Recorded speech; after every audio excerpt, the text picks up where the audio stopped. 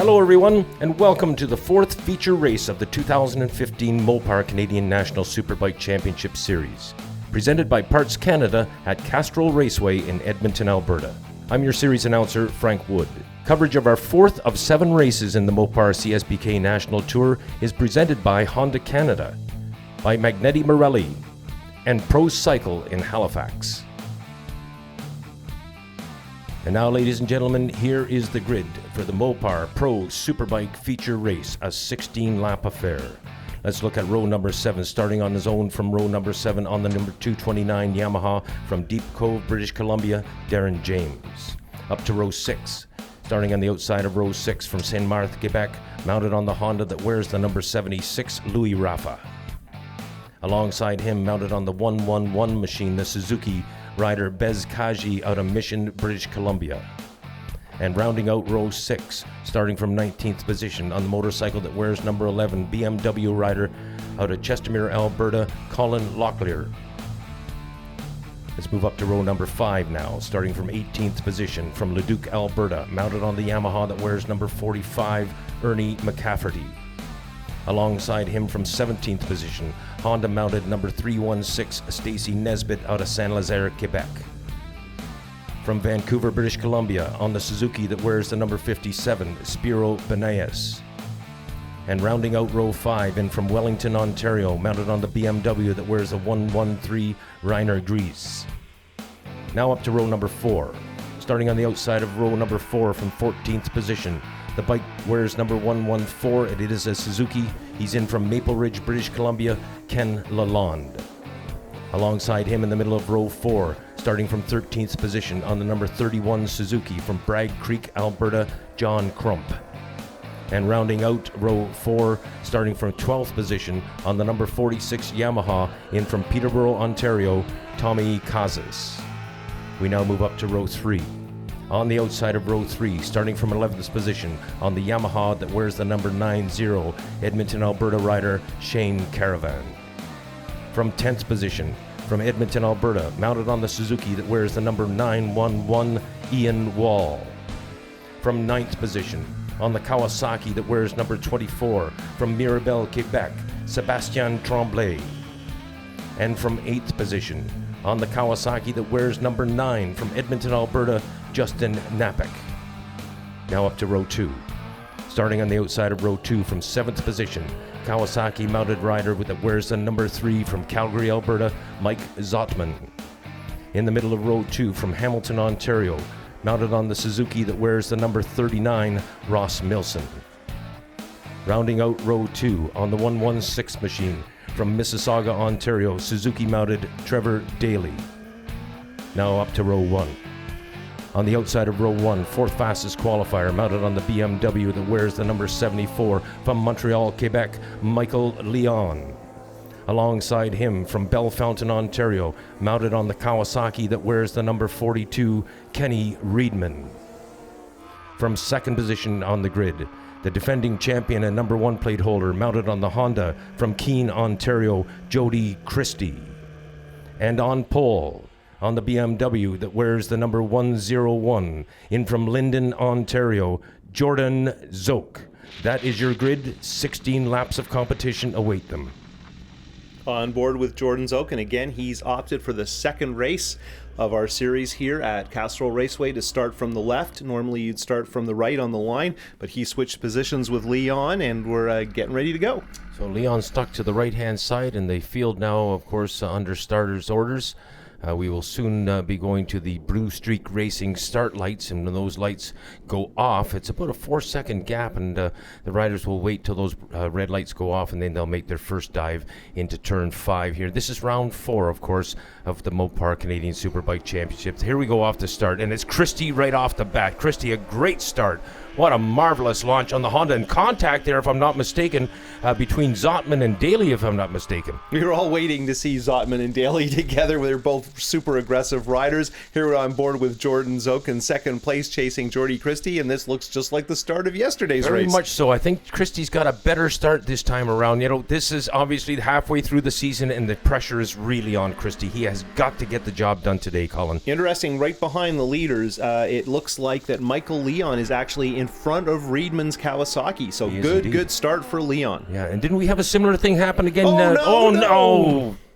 God, end of the race for Leon as he has crashed out. I think that was Ross Milson, was that actually. Milson? That was Milson on the Suzuki. So tough for the break. Motovan rider. And we're back on board with Zoke, and we are chasing hard behind Christie into the bus stop for the first time. I swore that was Leon that we were watching doing that, but here's the Leon right there. Yeah, you're absolutely right, with Kenny Riedman right on his back wheel. Now in through turn 3 and under heavy G's. And just look at Christie go now. He's got a decent lead this time around. I think he's got something happening for us on this day on that Honda. Question always is, can you find something between the two races in a doubleheader, in the morning warm-up on Sunday to actually pick up the pace? Zoke had things pretty well handled yesterday, and it looks like Christie's pushing a little harder, a little sooner. So this is what we wanted to see, the top two guns really going at it. Absolutely. Christie's got to get out and go and establish a good gap on Zoke. And then, as we've talked about it a number of times on this track and with the number of Superbike riders we have, look at Christie, beautiful over the his knee, just grazing over the top of the turtles. But this one, what I was getting at, Colin, I suspect we're going to be into traffic pretty quickly. And if Christie's got a good lead, which he seems to be building on right now, that's going to be a key advantage when they do get into the slower riders, which they will do. Braking for the last set of S's and times. Oh, bike down! Bike down! I think that was Michael Leon, because we have a gap between second place Zoke and third place Riedman. So tough luck for one of our front runners from yesterday's race. Oh yeah, Leon was and he had tough luck. I've seen a stash, as you remember as well, while leading the race, crashing in the rain. And again a tough break. Here we go with on board with Zoke and chasing Christie through turn 3 once more, and Christie again. And there's a shot of Leon indeed with the Royal Distributing BMW, and that's one disappointed young man out of Montreal, Quebec. Zoke's closing up a bit on Christie now, and I think Christie enjoyed considerably better cushion or lead, shall we say, last time around. Here they go through turn 5 and make their way up in towards 6 with Zoke right in behind. And Riedman staying in the hunt here. Riedman is definitely within a stone's throw now of Zoke. So the top 3 riders with Christie Lau leading in through turn number 9, I believe that is, and he'll give it a quick shot up and head into the S's. Zoke is a little bit closer. Yesterday, Zoke said he picked up the pace and went for the pass for the lead because he felt the pressure from Riedman. I don't think Riedman's pressure is quite there yet. Still early stages of the race. And again, Christie looks that little bit more aggressive, and you can see Zoke is, from the onboard, clearly looking for a way around. He's not going to panic. He's commented that it's tricky to pass here. He pulled a beautiful pass yesterday, and there you can see the top 3 crossing the line once again to start lap 3, and they have pulled very quickly clear. Yeah, those 3 getting well away from the rest of the group, and Christie leading this time. And again, reflecting back on round 3's race from yesterday, Zoke was much closer to Christie in the early stages of the race. This time around, I believe Christie's got a game plan happening. 3 bikes battling for the lead now. Riedman is definitely part of the conversation. Oh, down goes Christie. Oh, my God. Christie is down. I can't believe it. He has crashed out in turn 4. Christie, who had the race lead. Christie, who needs to win this race. What a heartbreak for the Honda rider.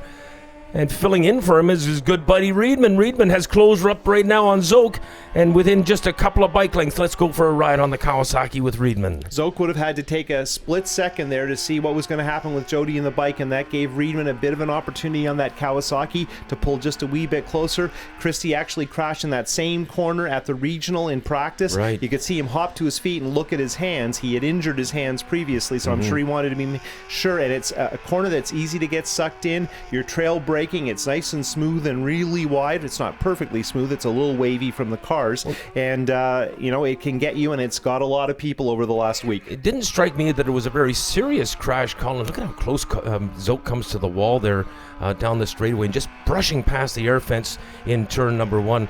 And Riedman now on the 42 bike getting his knee over the turtle and taking a run up towards the bus stop, and definitely keeping Zoke honest on this run. But again, back to Christie, it seemed like a fairly innocent crash. I wonder if he's going to be able to get up and get back in this thing. We'll pick up on the crash scene coming up now as Zoke comes in through turn number 4, but we don't catch sight of either Christie nor his motorcycle. Riedman now falling back just slightly off the pace as Zoke brings it up, and it's obviously Zoke is laying down a quick lap here, Colin. Yeah, and in the back of the shot, when we were looking at the bus stop through turn 2 and moving on to the big bank turn, it looked like that Trevor Daly on that Yoshimura Suzuki with Parts Canada backing had moved up to third, and that would be a big move, a big breakthrough if Trevor Daly's as high as third. Indeed, Daly's have a rough start to the season, crashing out, actually having some pretty serious crashes before the season even began. And look now as Reedman is starting to close in on Zoke once more. We have a look from the back of Zoke's bike at Reedman. Zoke pulls away just very slightly, and Reedman making a big time now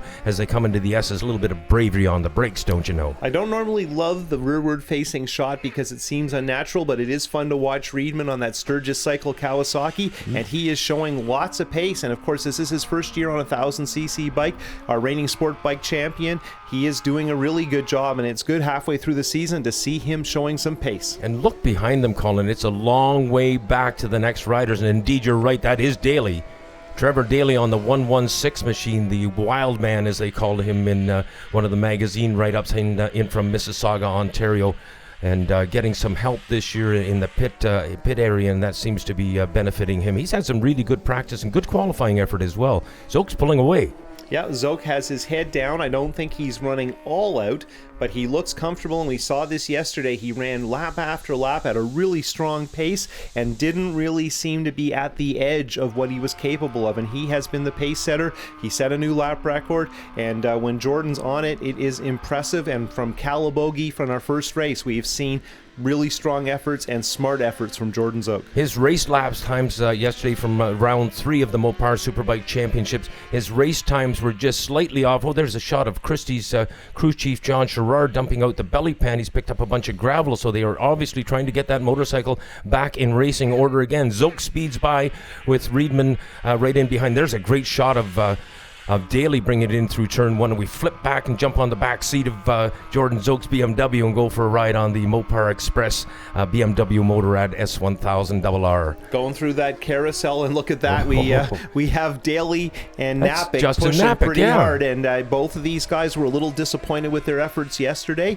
Third and fourth is major step forward. Now, Daly hasn't had a great season to date. Napick, this is only his second ever career national. He did a little bit of racing at Race City early in his career, but not as a serious national level competitor. Napick is the reigning champion at this track, and he represents his club, the EMRA, very well. He's one of 3 or 4 very fast superbike riders here, but contending for the podium at a national on that Echo Cycle Kawasaki, that's a big step. This is a whole lot better. There's Christie getting back into the race again, and that's Rainer Griesle on the 113 bike out of Wellington, Ontario, who was in front of him just as he came out. Here's a great shot of Daly coming through, and Napick is on him. Napick has got a plan here, Colin.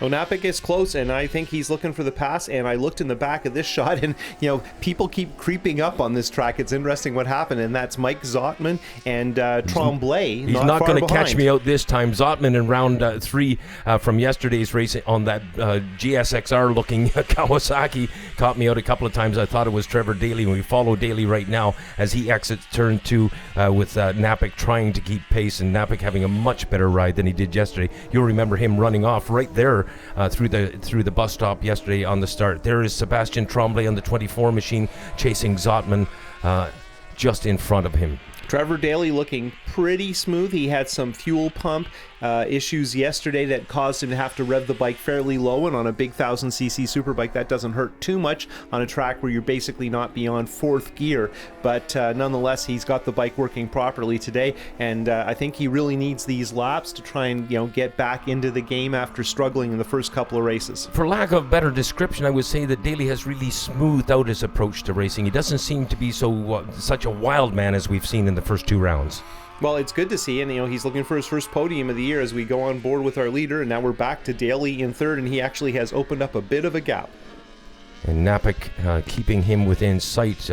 Much improved performance by Justin Napick over yesterday's performance in round 3. Here we are in round 4 of the Mopar Canadian Superbike Championships for 2015, and winding down this doubleheader. We're working lap number 8 right now. The doubleheader here at Castrol Raceway in Edmonton, and the riders are just raving about this racetrack. They really like it, Colin. Well, this event has good support, good sponsorship from Parts Canada as the title sponsor, a lot of vending and marketing taking place at a track that this is their first spectator event on their year-old road course. So it's an important event for the series, for the tour, for the city, and particularly for the club, and a lot of effort, a lot of energy, and a lot of work, and just a lot of development going into staging this event. Well, the track management's already talking about next year. Kim Reese spoke to me about the fact that they're going to get together on Monday or Tuesday morning and go over what goes on this weekend. Look at Daly at speed now as he heads down into turn number 9 and glances through that corner.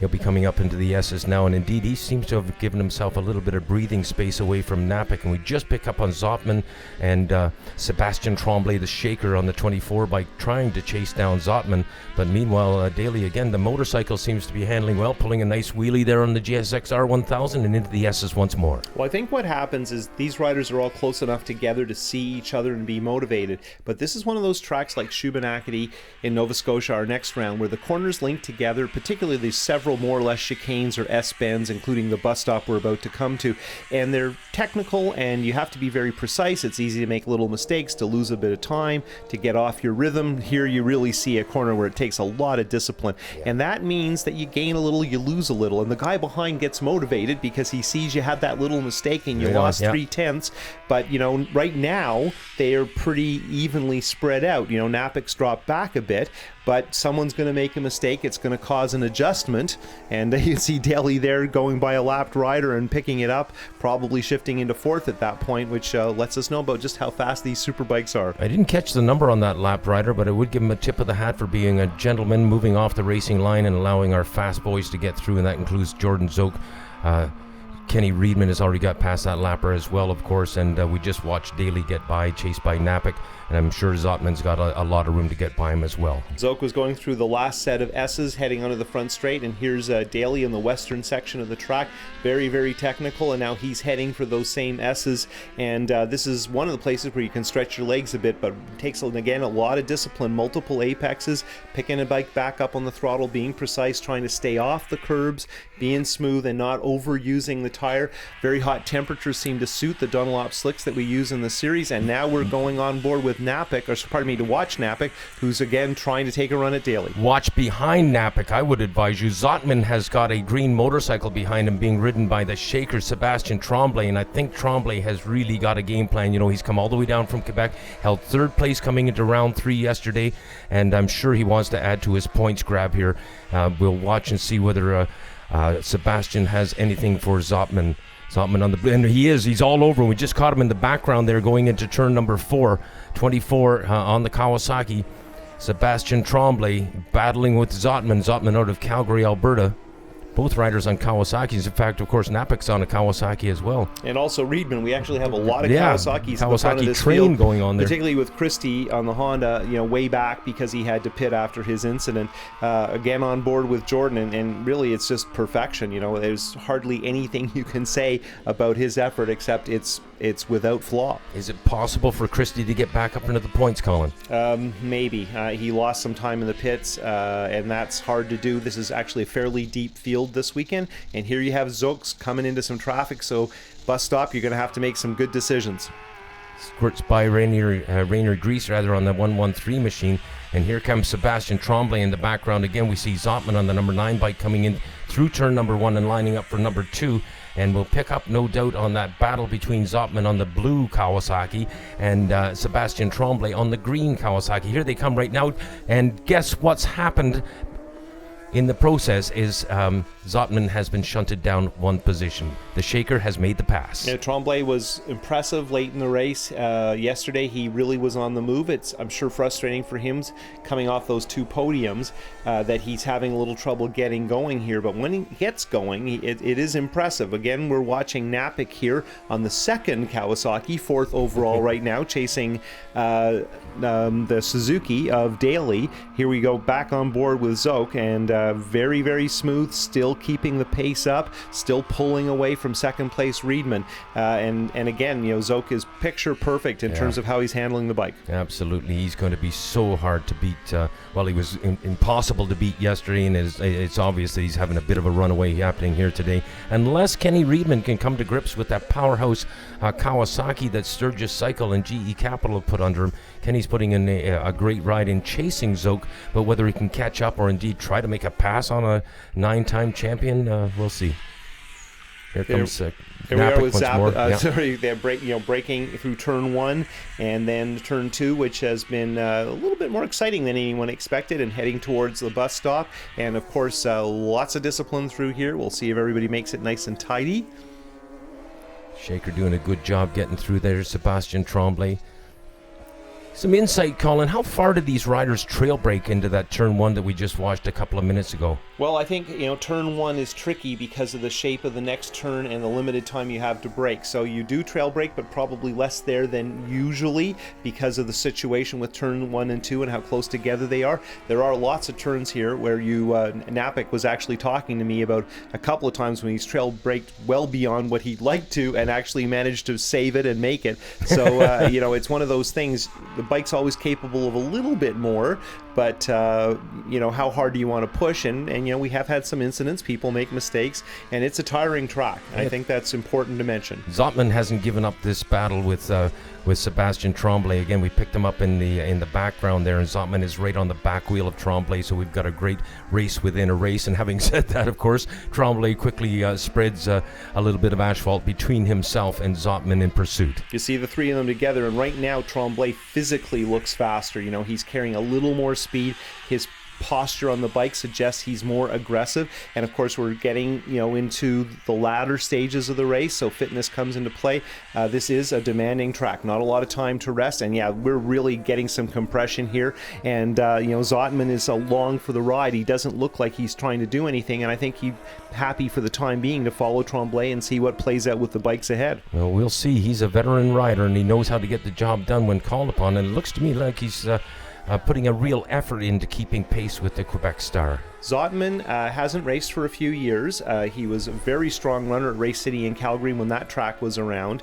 I saw him race last weekend at the regional, and he and Napik were spectacular. It was one of the best regional races I've ever seen. Here you can see someone slowing to let Jordan by, and he whistles on by before the last S's or chicane. Anyway, the turns that take us onto the front straight. I've been referring to them in the S's. Yeah, we got some traffic here as the lead riders have carved their way through, and fortunately made their way through almost without incident. Boy, that was close. Yeah, there was just one of those things. It wasn't anybody making a mistake. It's just a very busy part of track, and man, Zotman made a nice move on the curbs there, and he's one of those guys who just has confidence with moving the motorcycle and making a pass. And being away from racing for a while, nonetheless, these guys can, it's like falling back into the water and remembering how to swim, jumping back on the bicycle, however you want to compare it. Zotman's got a deep file to draw from, and no doubt he's doing that just now. Yeah, and it's good to see somebody from Calgary. There's actually quite a number of good riders from Calgary here this weekend. They don't have a racetrack right now,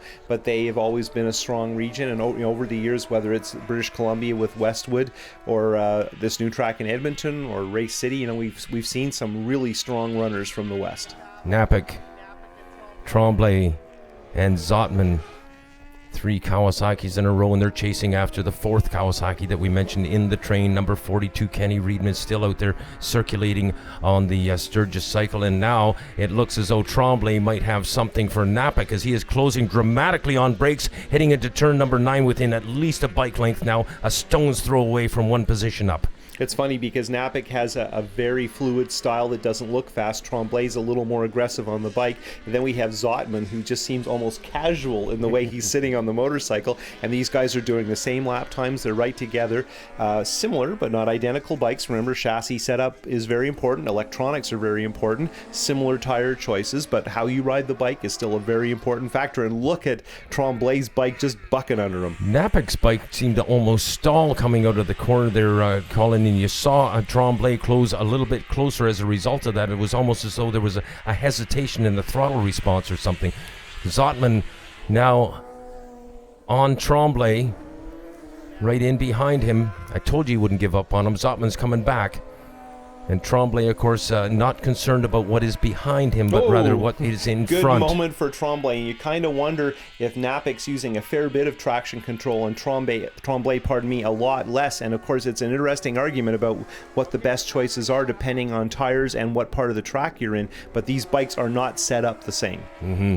Yeah, you can tell there goes Zottman to the inside. Not quite getting the job done there as the shaker gently closes the back door and leaves Zottman back in position. Last lap flag is being shown now as Zoke brings it down the straightaway and into turn one. Look at the lead that this man enjoys. He has totally dominated this contest. On board with Zoke, and we're heading for the bus stop, and of course it's always stressful to be encountering traffic here. It's very much one line, and you can't pass unless the other guy's either cooperating or you're patient. So, and of course, the last lap, Zoke is not going to want to stick his neck out in traffic. Yeah, I was just going to say that. He's going to sit there, and he knows full well he's got this thing in the bag, and all he's got to do is keep the motorcycle upright and bring it home. And I don't want to jinx him by that, because I've done that in the past. Back past another lapped rider there is Jordan Zoke, and he used that straightaway to his good advantage. Lots of room. Zoke's dialing away, as we used to say, in the lead. Very strong effort. He's heading for a very fast turn off the end of what we call the back straight here. This is where Christie crashed in practice, had a huge incident, and Zoke was brave and made a pass there in yesterday's race. So lots of interest off the end of that long straight. It's a sort of a two-part double apex turn, and it definitely separates the amateurs from the pros. It's a wonderful portion of the Castrol Raceway road course, and the owners of the racetrack are talking about putting some spectator facilities. Here comes Zoke up on another lapped rider as he is getting, there is the checkered flag, and there is the race win for Jordan Zoke. Nice wheelie from Zoke. He looked behind, make sure everything was nice and calm and settled. There's no one challenging him in his field of view, and now he can really enjoy. Now, I don't really know how to describe 4 wins in a row. 3 more races left this year, and of course Zoke is the only Canadian ever to score a perfect season, and now that's going to be a topic of conversation. Yeah, that's a very good point. And don't forget, that's Superbike race win number 49 now for Zoke. This is a historic win for Zoke, the first Superbike race being held at Castrol Raceway here in Edmonton. And Christie got back up and battled back. Never say die, Christie, the national champion, defending number 1 plate holder, and a tough break for him early in the race. I just don't know what to say. So many people are so disappointed for that young man, the kid from Keene. Christie managed to get it up to 17th, so a couple of points there, but definitely hurt in the championship. And with Zoke sweeping the first 4 rounds, it's going to be super tough for Christie. Anything can happen in racing, but Zoke has been awesome so far this year. The Honda team's only bright spot was the very first qualifier of the year up at Calabogie when Christie scored a top qualifier there. But since then, it's been all Jordan Zoke. Zoke cruising in, having a look around, celebrating, waving to the marshals, waving to the crowd, and these moments are very, very special, and he may have had 49 of them, but they don't come easily, and it's taken him quite a long time to put them together. It is worth also noting that Jordan spent some of his time racing in other places, so wasn't always competing in the Canadian National Tour. Yes, indeed. I think he had the traction control turned off there, do you think? Pulling that wheelie up like that? There are opportunities to adjust.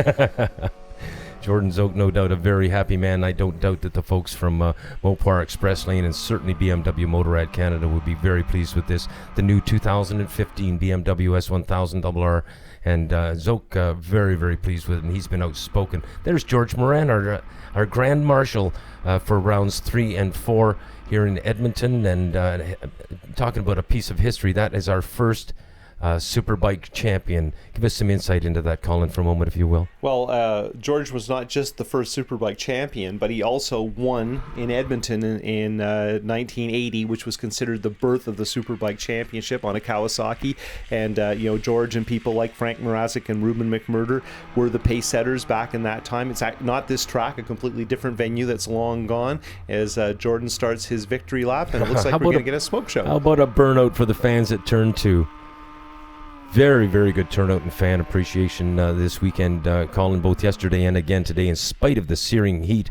One thing we didn't talk about was the fact that the heat here in Edmonton has been hovering in the 30s. It was 35 degrees here yesterday, and you can just imagine, well, you can imagine better than I, having experienced road racing, how one would feel in a full leather suit in that kind of temperatures. Well, you notice the heat now that you're on the cool-off lap. You don't really feel it much because you're so busy with the motorcycle, and of course fitness is such a big deal. 16 laps at this track, not much time to rest. It's a true workout. Zoke prides himself in his fitness, and over the years there have been a few guys like that, particularly people like Kevin Lacombe, who said the hotter the better, and it's like another throwdown, right? Yeah, I can take it, can you? Yeah. But with these double headers, it's a lot. We've been riding here for 4 days, and they've all been scorching hot. Well, Zoke at times during his career, I don't know if it's still true, but there was a time when he had a personal trainer. In fact, I remember him winning the doubleheader at Canadian Tire Motorsport Park, what was then known as Mosport, and he walking away from the podium on the Sunday and asking his personal trainer if he could have a day off, and the answer was no. Well, Jordan takes his racing seriously, and we respect that. He has been a benchmark for a very long time. First time he won the Superbike crown was 1998, and he was a teenager back then, riding for Kawasaki. There he is, acknowledging the marshals again. Yeah. How old was he? 18? Yes, so that's an amazing feat to win the overall championship at such a young age. Yeah, and here he is now at 36 years of age, and chasing what he hopes will be his 10th championship. And I don't know if I mentioned it yesterday when we talked about our race in round 3, but I have compared him a couple of times with the fact that Valentino Rossi is in a similar position, 36 years of age, and looking for your 10th championship.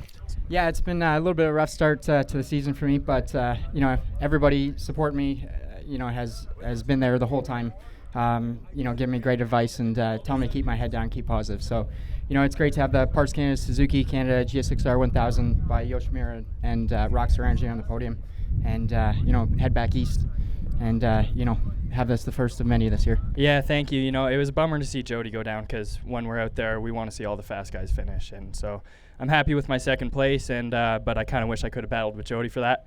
And but yeah, Jordan rode a great race. Couldn't keep his pace. I tried for a little while, started making mistakes, and kind of decided that at the end of the weekend a second place is awesome. And went 4th place at the last round, 3rd place yesterday, 2nd today, so hopefully a win at Shuby when we go there in a couple weeks. Yeah, like I said, I don't really keep track too much. I just try to win every time I'm out there, and our goal this year is to try and get the number 1 plate back. And with Jody and I kind of the favorites going in there, it was either him or I that have to win, and it looks like we got a new guy coming up over here to my right. But so basically every time I go out there, back in the day when you had maybe 5 or 6 guys, you tried to ride smarter. But right now it's just a balls out fight for the win between Jody and I, and like I said, now Kenny's coming up and Trevor's getting the grips on his new bike. So it's starting to stack up towards the end of the year, and it's unfortunate Jody fell, and I'm glad he's okay. And I was teasing him a little bit on the way by that he was able to pick his bike up, because every time I crash one, it comes back in a bin. So he's been riding awesome all year. He really is a great competitor, and I knew that he was going to try and go harder from the start today. And I think he found something overnight with the setup. Yesterday our bike was just so perfect. We really didn't do much this morning besides try a different tire just in case it was cooler, but we pretty much ran the exact same setup as yesterday. It was such a good setup, and I knew what times were in the bike. And when Jody fell down and I was just keeping an eye on my pit board that Kenny was there, I just put my head down for a few laps and managed to get a little gap, and then just tried to maintain. That's the stuff. Okay, we have the